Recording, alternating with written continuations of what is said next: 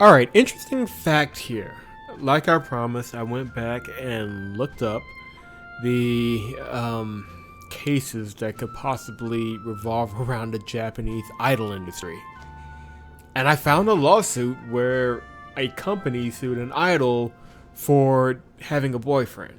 Now, not the same thing as legally enforcing virginity, but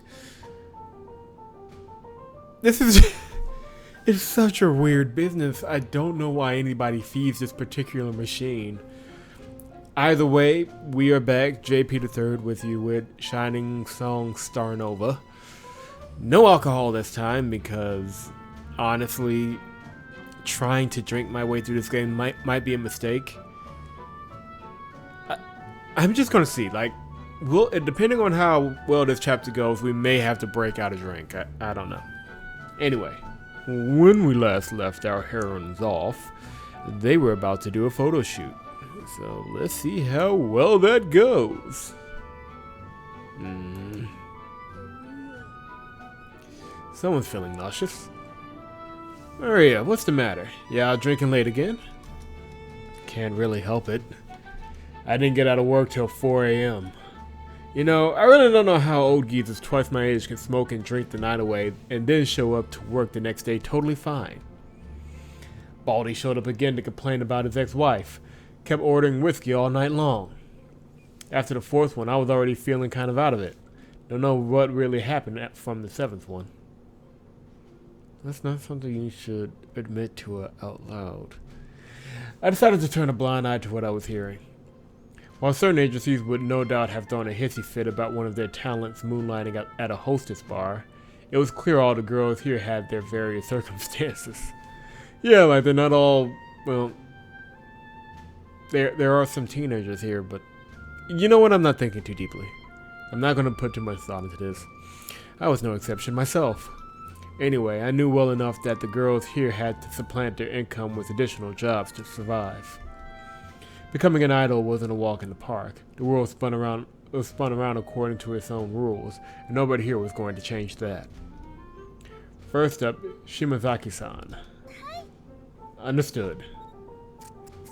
Sasami stood in front of the camera and put on her best smile. Shimazaki Sasami, formerly with Golden Calf. She appeared to me as the girl next door kind of persona. Of course, those kinds of characters have been popular forever, although in more recent years they suffered from competition from newer and more aggressive character types.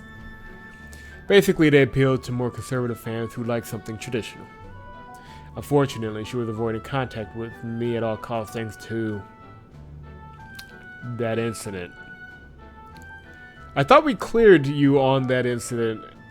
Oh, can this game spell out what the incident is already just so we can decide whether or not we're playing a creep? That would be nice. Next up, Kashiwagi-san. What she said. Aki struck a dynamic pose with her finger outstretched towards the camera. Thank you for describing what we are clearly seeing. Kashiwagi Aki. Perhaps the girl with the greatest potential here. While she was obviously going to have to drop her child idol image, she still had ample time left in her prime. Her prime before she can, well, it's Japan. It's Japan, so you can drink earlier than 21, but come on!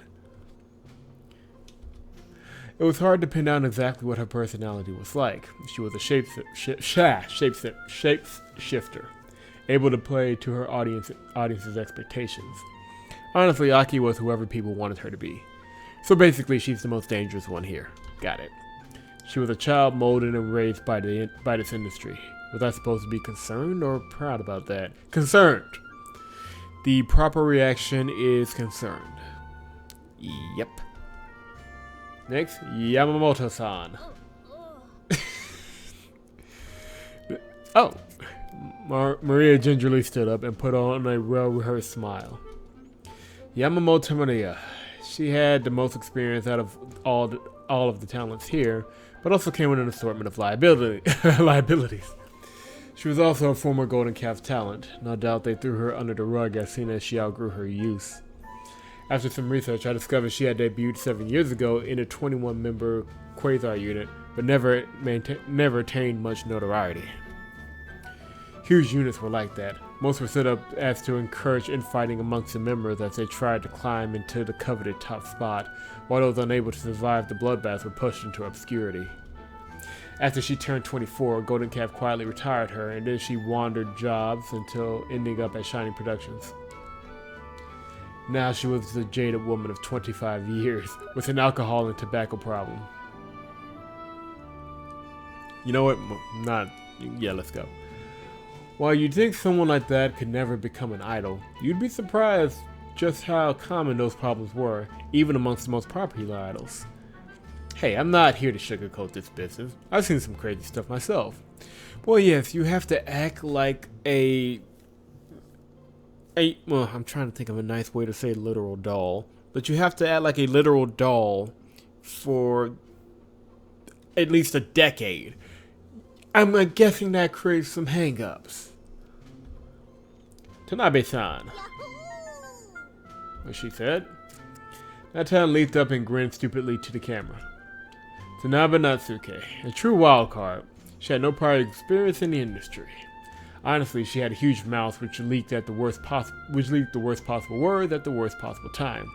However, she had an incredibly fit body and the stamina of a beast. Okay. Nowadays, honest girls were popular too. This industry had been spewing out obedient wife material for decades now, and now people wanted to see girls in their native habitats.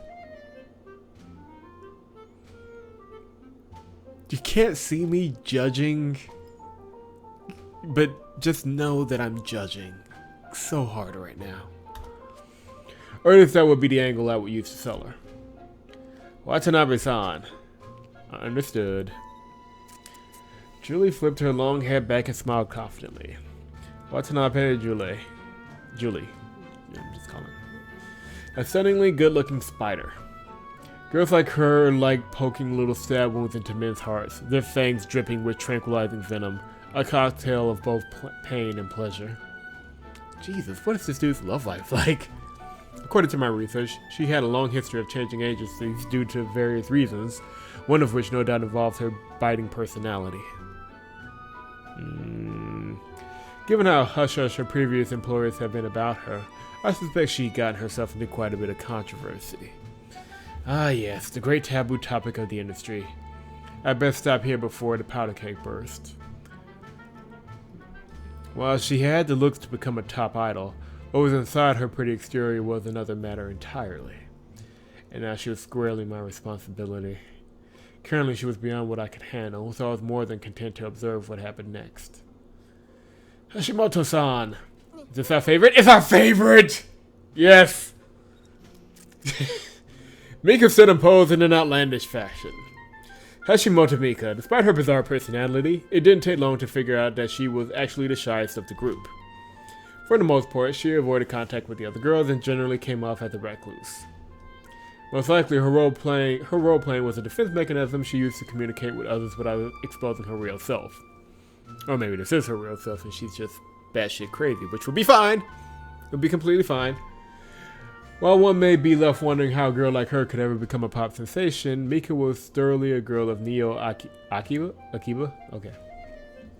Recluse with no life, no friends, and an obsession with late-night anime. She was the female embodiment of otakudom. Ah, yes, Mika. Mr. Producer understands you. Don't say it like that. Oh wait, what was I thinking? While I was a born and raised Akiba man myself, as you could expect from my current line of work, my job was to be her professional manager and nothing more. Okay, no.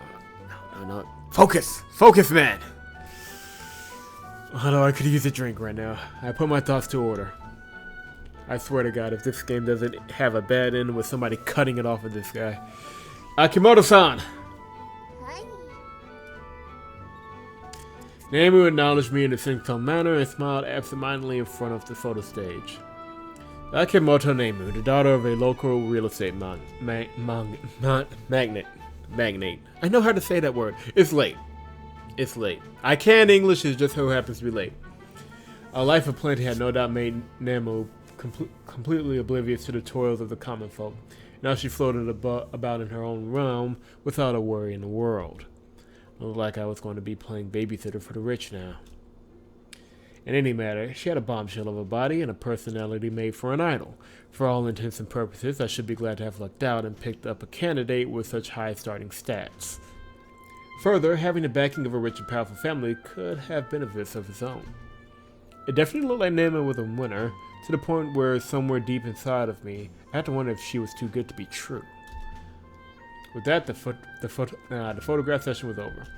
Wait, aren't we missing somebody? No, never mind. After speaking to me, the photographer packed up his equipment and left the office. Hey, Oni-chan, do you have a name for our unit? A unit name? We're gonna need one if we're going to debut, you know. Aki was certainly right. In fact, I have spent the last couple of days thinking about this very topic. Oh, I've been giving it a crack. Natan opened up her notebook, almost exploding with excitement. How about Sunshine Splash?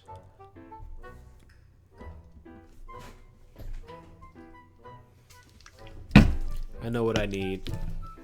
Don't judge me.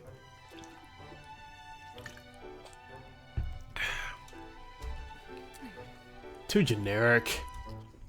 Sunshine Sunday! Why Sunday? I know. How about Les Jeunesse Filets? Too hard to pronounce. What the hell is that? French?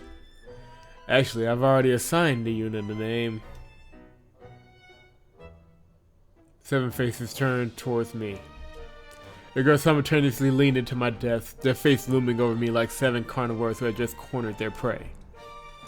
I spun my computer's monitor over to face them, revealing an Excel spread with the word Starnova written on top of it. Well, technically that's not breaking copyright. Starnova. It means new star in Latin. I believed it was a fitting title for our new group. Well, I guess I could live with Starnova. It still sounds a bit generic to me. Suddenly, Nata stood at attention as she realized she had left the stove on at her home or something. What? You're scaring me. Starnova. Kind of like a supernova, eh? I read about it once. It's when a star finally reaches the end of its lifespan and explodes in an enormous kapow! This may have backfired on us in a terrible way. Suddenly, I felt several pairs of eyes boring into my skull with disdain. Well, I didn't mean it like that. You messed up real good there, eh, P-kun? Yeah, it's over. My unit name's pretty much a summation of my career into a single word. Everyone. I should have known things would go this way. Well, we'll go with the new star interpretation instead of that. It's understood. Once again, everyone moped back to work, their motivation idling at the lowest possible bar. Yeah, I'm not doing the greatest job as a producer now, am I? The second day of practicing it. Good work, everyone. Good work. Maria turned the cell phone on. Time for work again, eh?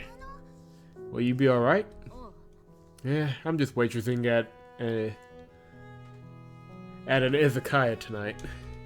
At least someone has to stand around listening to some bald geezer's life story over whiskey tonight. Julie's cell phone chimed. Looks like that's my cue too. So Simon looked over as Julie grabbed her bag and rushed out of the office. Alright, let's go for round 2. Maria stretched out, her bones creaking and cracking, and then hustled out of the building as well. I sat at my desk, illuminated only by the light of my computer screen. Starnova, new stars, the beginning. No, not a beginning. For better or worse, these girls' lives have already begun long before this unit. I wasn't producing a bunch of fresh-faced middle schoolers with big dreams of becoming Japan's next top idol. A shining, pure white symbol before which men prostrated themselves. Untainted. Perfect. Kind of like alcohol. I'm not saying that you needed to get through this demo, but it does make it a little bit easier.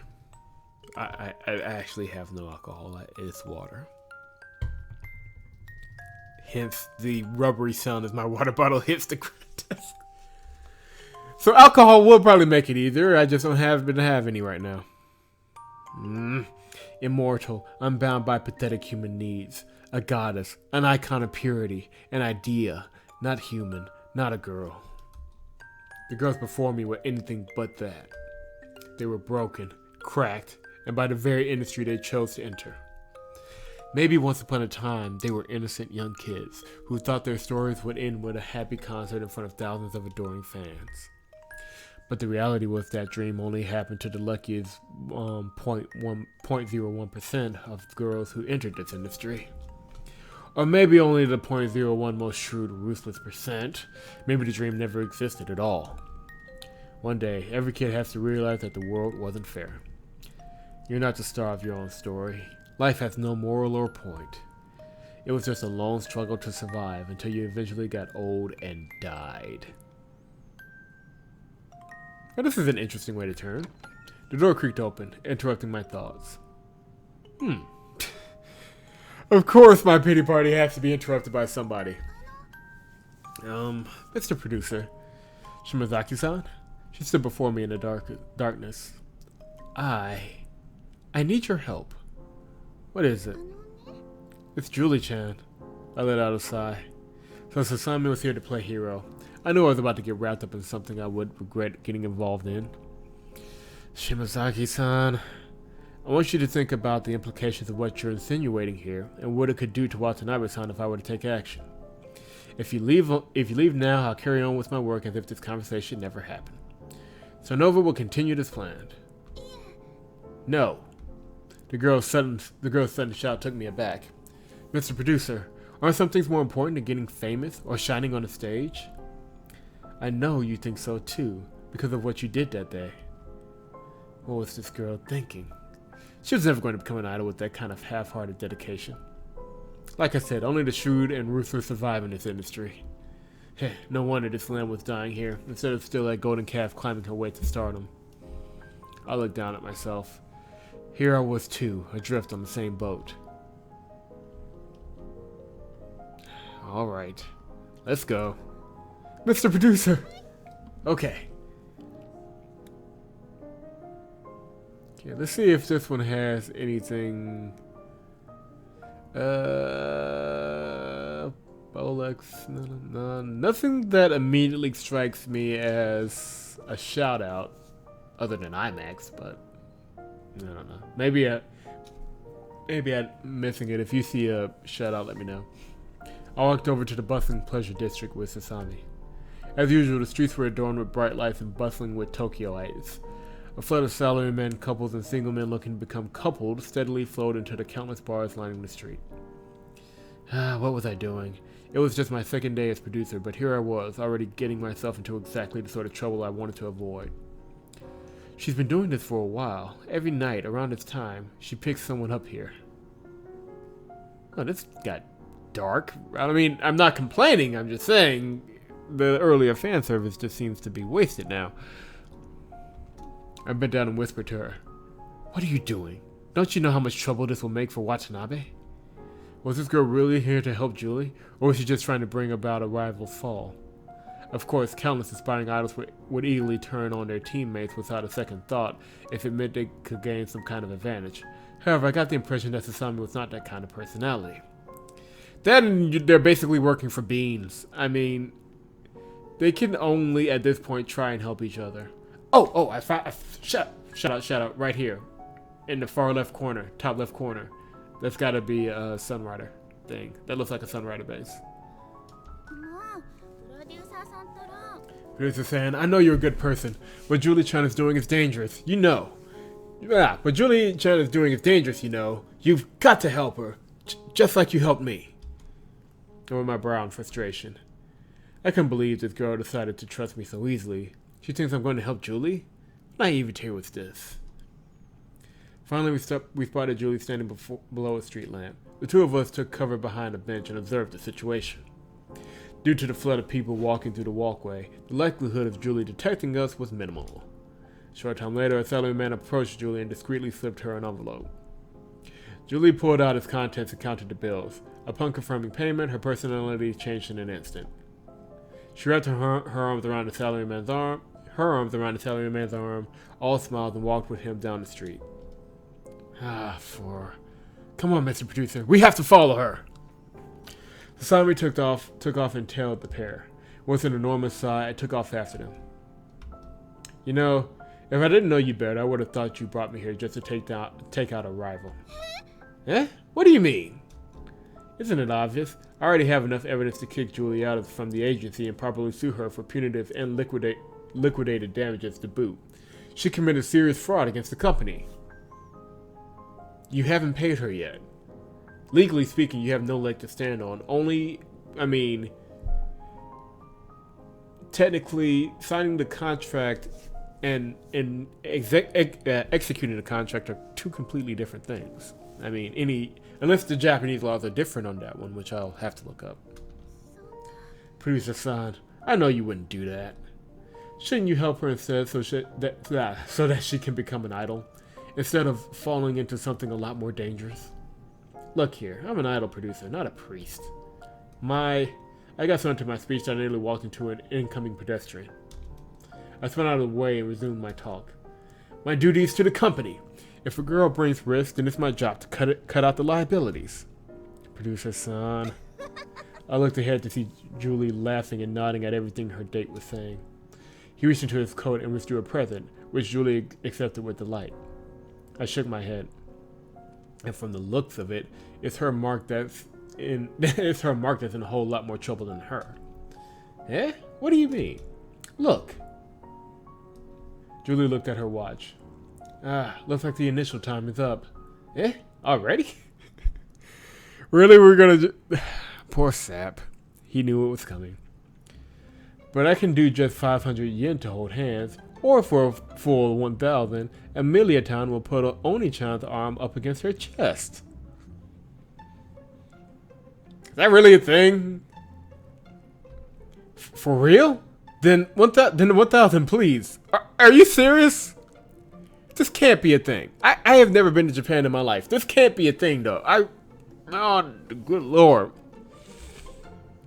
Of course, 1,000 yen is, relatively speaking, a small amount of money, but you know what I mean. The poor sap handed her a 1,000 yen bill, which Julie pocketed, all smiles. Yay! Amelia-tan's so happy. She took his arm and held it warmly against her side, giving him a moment's side boob service.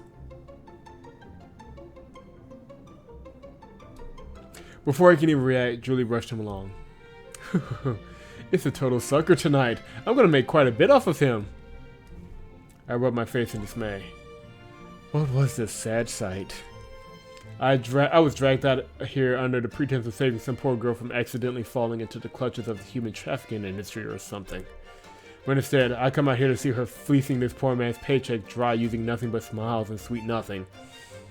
And side boob. Clearly, this world was a complicated place where the shrewd preyed on the gullible regardless of gender. I better start documenting all of this so that the ensuing termination of employment goes as smoothly as possible.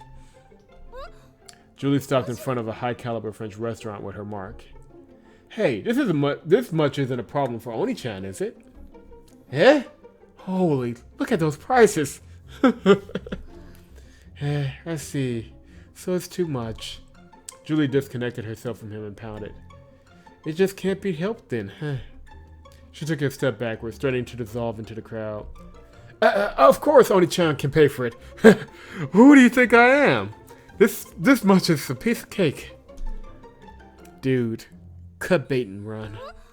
Really? Alright. Julie rushed forward and wrapped herself around him again. The two of them entered the restaurant and sat down at a booth. Shortly afterwards, the waiter delivered a basket of sliced baguette. Hey, Oni-chan, for just 500 yen, Amelia-tan would feed him the bread. I'm kind of glad I have the camera off right now. The faces, like, I'm also glad that I'm not technically drinking, because if I was actually drinking, A, I would be completely hammered. B, I wouldn't believe what I was seeing. She will? All right. He's not even asking questions anymore. With the passing of a coin, Julie picked up a slice of bread.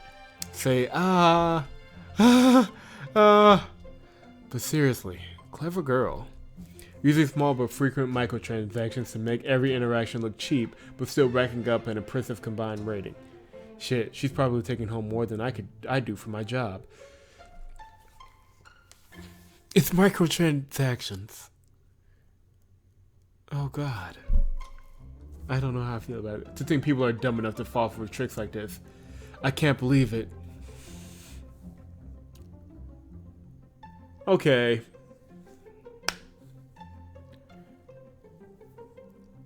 This may be looking a little too deeply into it, but this isn't just a slam on... This is a bigger slam on gaming as a whole, and not just whatever the hell's happening here. I shook my hand as the faux date went on, despite this despair at the state of society bubbling inside of me. Finally, the two of them finished their dinner and left the restaurant.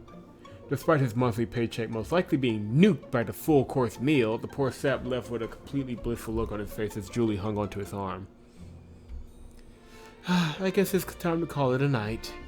Really? But it's still so early. I know. For 2,000 yen, I'll give Oni-chan a goodbye kiss. But since I had such a great time, I'll give a 25% discount. A kiss? A real kiss? What, you never been kissed by a girl before? What a hopeless Oni-chan. Will Amelia Tom Becky's first kiss? The poor sap literally went red in the face. Unbelievable. Literally unbelievable. This was the state of men in this country. Alright, if Amelia Tom's alright with it, then it's only natural that a date would end with a kiss. Alright. The idiot eagerly opened his wallet and gave Julie 2,000 yen bills, completely forgetting about the aforementioned discount. As soon as the bills passed into Julie's pocket, she leaned in and gave him a swift peck beside his lips, more akin to a goodnight kiss given by a mother to a daughter than the romantic makeout sessions you see in Western movies. While he was still dazzled by the prospect of being kissed by a stunning girl like Julie, she leaped away and disengaged, the deed already finished. I don't know what to say. Then I'll see you. Heh? It's over? But wait. You know how to call me. With that, Julie vanished into the crowd. I can't wait until next time. The now penniless man sighed in contentment, his wallet as empty as the contents of his head. Julie counted her earnings like a satisfied wolf that had just devoured a lamb. That's pretty much what happened. That guy was a total pushover. Now, on to the next client. The night's still young, and there's more lonely otaku to fleece. I stood before Julie, both my hands on my hips, with Sasami nervously hiding behind me. Producer-san, and Sasa-chan too? Julie looked nervously around for an escape path. Don't try to pull anything. I already saw everything. Yeah. Well, it's not a big problem, isn't it? What's the big deal anyways? What I'm doing isn't different from idol work in the first place. I let guys imagine I'm going out with them, and then they pay me. It's not any different from working at a maid cafe or a hostess bar. Listen, you've disqualified yourself from ever becoming an idol. I'm going back to the office and drafting your termination notice. Fine. I admit it, you caught me red-handed, producer-san. Looks like I'm totally under your authority here. So, what do you want to make this disappear? Disappear? Oi! Level with me here, producer-san. There's nothing in the world that can't be solved by the exchange of a favor for a favor, right? I shook my head. Having witnessed the way she operated firsthand, I wasn't about to fall for her tricks. Hey, look here. Stop it. This isn't just going to disappear. This is going to haunt your career for as long as you're an idol. One day... What she said. The sight of Sasami on the verge of tears put a dampener on my anger. What a fiasco. I should have just kept my nose out of this. But now that all this happened, I had to act on behalf of the company. There wasn't much I could do anyways. Anyway, that's that. Since this happened so soon, the company won't press for damages or anything, but there's no way we're going to let you work at Shining Productions at this rate. Before the girls could protest, I decided to beat a hasty retreat. It's not my fault things ended up this way. I wasn't the guy who thought up the rules. You're the producer. You're literally the guy who was thinking up the rules. None of this was my problem. With those thoughts justifying my actions, I returned home for the night.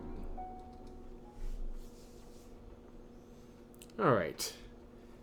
Well, that was an interesting day. Still don't know what to make of all that. But when next we meet, we will go into the next day, and I'm sure we'll continue on the storyline. Julie's not going anywhere. Like, we already know that. The demo could end right now, and we'd know that. Until next time.